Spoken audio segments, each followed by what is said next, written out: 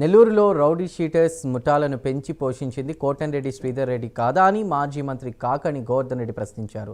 ఎమ్మెల్యేలపై హత్యాయత్నం అంటూ కేసులు నమోదవుతున్నాయి. శ్రీకాంత్ పెరోల్ విషయం నుండి బయటకు పడడానికి కూడా కోటంరెడ్డి ఇలా డైవర్షన్ పాలిటిక్స్ ప్లే చేస్తున్నారంటూ ఆరోపించారు. శ్రీకాంత్కు పెరోల్ మంజూరు చేసింది కూటమి ప్రభుత్వం కాదా అని నిలదీశారు. రాష్ట్రంలో వ్యవసాయ రంగం తీవ్ర సంక్షోభంలో కూరుకుపోయిందని, రైతాంగానికి యూరియా ఇవ్వలేని విజనరీ చంద్రబాబుది అంటూ విమర్శించారు. కోటంరెడ్డి శ్రీధర్ రెడ్డిపై హత్యాయత్నాన్ని సిబిఐకి అప్పగించండి అని కాకాని డిమాండ్ చేశారు. సంబంధించి కానీ విస్తృత ప్రయోజనాలను దృష్టిలో ఉంచుకుని పనిచేసేటువంటి పరిస్థితుల్లో చంద్రబాబు నాయుడు గారు లేదు.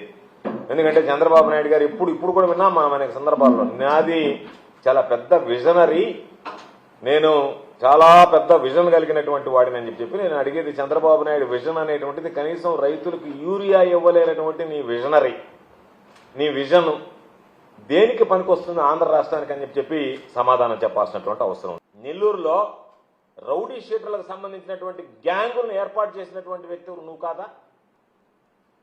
తెలుగుదేశం ప్రభుత్వం వచ్చిన తర్వాత, కూటమి పాలన వచ్చిన తర్వాత కదా నెల్లూరులో ఈ కల్చర్ రావడం? ఇన్ని హత్యలు ఎప్పుడన్నా నెల్లూరులో జరిగాయా? గత ప్రభుత్వం ఏదైనా హత్యలు జరిగాయా?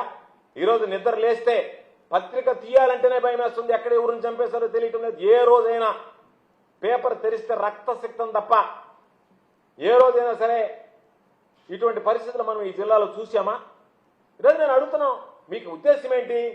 పెరోల్ విషయం, ఆ శ్రీకాంత్ అనేటువంటి రౌడీ షీటర్కి సంబంధించినటువంటి పెరోల్ విషయం అడ్డంగా బుక్ అయ్యారు. దాని నుంచి రావడానికి ఒక డైవర్షను. మీ పార్టీ మీరు పడండి, మాకు ఇబ్బందిలే.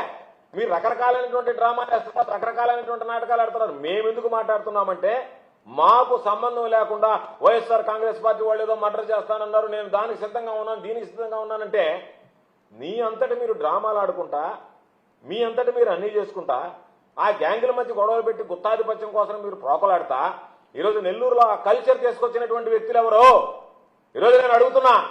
పెరోల్ మీ ప్రభుత్వంలో వచ్చింది, పెరోల్ దానికి సంబంధం చెప్పండి, సమాధానం చెప్పండి. ఎవరిచ్చారు పెరోల్? మీ హోంమంత్రి సంతకం పెట్టిందా లేదా?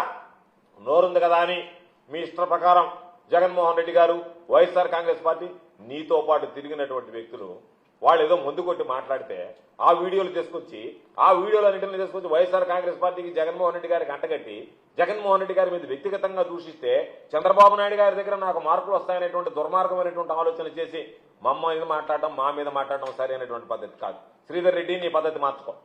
దీని మీద వాస్తవాలు బయటపడాలంటే నువ్వే సిబిఐ విచారణకు సిద్ధపడు. వేసి నువ్వు వెళ్ళి ఒకవేళ కనుక చంద్రబాబు నాయుడు ఒప్పుకోకపోయినా నువ్వు కోర్టులో కేసు వేసి నా మీద హత్యా ప్రయత్నం జరిగింది, ఈ ప్రభుత్వం సరిగ్గా చేయడం లేదు, నువ్వే మాట్లాడావు, ఎస్పీ డౌన్ అనిపించావు, ఎస్పీని సస్పెండ్ చేయాలనిపించావు మీ వాళ్ళ చేత. అందుకని ఈ ఎస్పీ మీద మీకు లేదు, మాకు నమ్మకం లేదు, ఎవరికి ప్రజలకి నమ్మకం లేదు. కాబట్టి సిబిఐ లాంటి ఒక కేంద్ర ప్రభుత్వ సంస్థ చేత దర్యాప్తు చేయిస్తే వాస్తవాలు వెలుగు చూస్తాయి. ఒకవేళ ఇది నీ డ్రామాలు కాకుండా నిజంగానే నీ మీద హత్యా ప్రయత్నం జరిగితే అటువంటి వాటికి అడ్డుకట్టు వేసేటువంటి పరిస్థితులు కూడా ఏర్పడతాయి. అంతే తప్ప నువ్వు మా మీద మాట్లాడడం అనేటువంటి